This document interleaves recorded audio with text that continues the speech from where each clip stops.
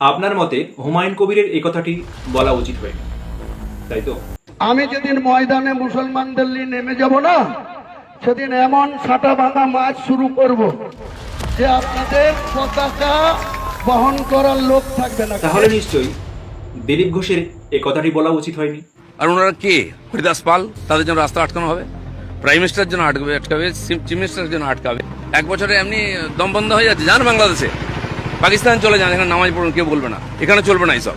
সরকার পাল্টে গেছে, লোক পাল্টে যায়, জানে এগুলো বন্ধ করবো বলে, আর বন্ধ হবেই, জেনে রাখুন। এই ভারতবর্ষ জাতি ধর্ম বর্ণ নির্বিশেষে সবার সমান অধিকার। তো আপনি কোন হরিদাস পাল যে আপনি মুসলিমদেরকে তাড়িয়ে দেবেন, তাদেরকে নামাজ পড়তে পাকিস্তানে যেতে হবে? এটা কি আপনার সংবিধান বিরোধী কথা নয়?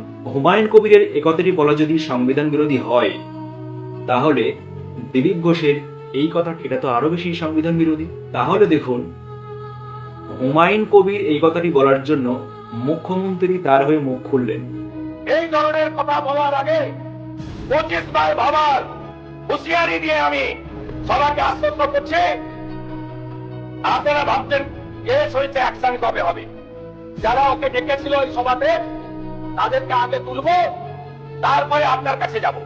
যেখানে দিলীপ ঘোষ এত বড় একটা কথা বলে দিলেন, সেখানে মুখ্যমন্ত্রী দিলীপ ঘোষকে নিয়ে কিন্তু একটা কথাও বলেন।